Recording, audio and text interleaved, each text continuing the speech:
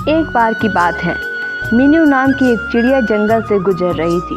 तभी अचानक उसे एक पेड़ के पीछे मूर्ति दिखाई दी। वह तुरंत नीचे उस मूर्ति के पास आ गई और मन ही मन सोचने लगी, बड़ी प्यारी मूर्ति है, इसे मैं ऐसे छोड़ के तो नहीं जा सकती। ठीक है, फिर मैं इस मूर्ति को साथ लिए चलती हूँ। और वह मूर्ति अपने साथ लेकर चली गई।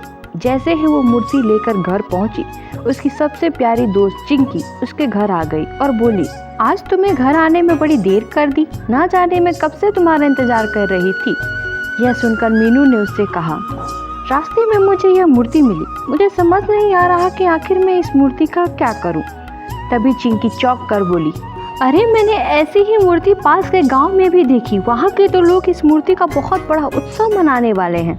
मैंने सुना है कि उस उत्सव में वह 9 दिन मूर्ति की पूजा करने वाले हैं और उसके बाद बहुत बड़े मेले का भी आयोजन करने वाले हैं।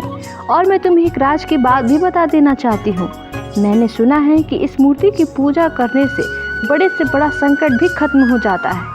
यह सब सुनकर मीनू मन ही मन बहुत खुश हुई। उसके बाद उसने चिंकी से कहा, तो क्यों ना हम सब भी मिलकर यह उत्सव बड़ी धूमधाम से मनाएं।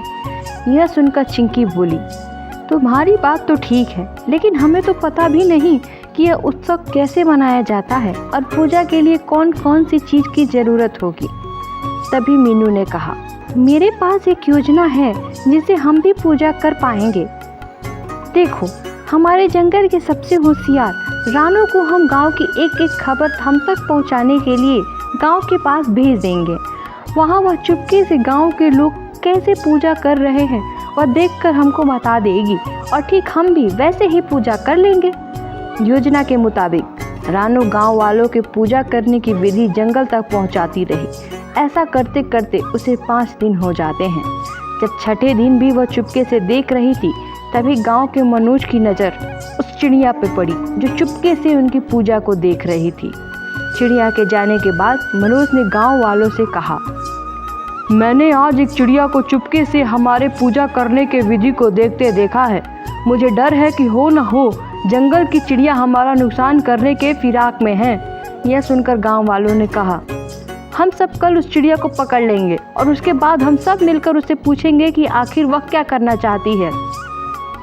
चिंकी के आने के पहले ही गांव वालों ने जाल बिछा दी और जैसे ही चिंकी आई वह उस जाल में फंस गई। उसके बाद गांव वालों ने उससे पूछा, आखिर वह कई दिनों से चुप चुप कर हमारी पूजा की विधि क्यों देख रही थी। तभी अपनी जान बचाने के लिए रानू ने कहा, हमारा इरादा गांव वालों को नुकसान पहुंचाने का नहीं है। मैं तो सिर्फ यहाँ माँ दुर्गा की पूजा की विधि देखने आई थी ताकि मेरी दोस्त मीनू को जो मूर्ति मिली है उसकी पूजा वह भी कर सके। यह सुनकर गांव वालों को बहुत दुख हुआ और मनोज को भी। तभी मनोज ने कहा, मुझे माफ़ करना, तुमको यह बात हम सबको पहले ही बता देनी चाहिए थी। अगर बता देती तो इतना झंझट ना झेलना पड़ता। अब कोई बात नहीं, तुम अपनी दोस्त के साथ यहाँ अपनी मूर्ति लेके आ जाना और हम सब साथ मिलकर पूजा करेंगे।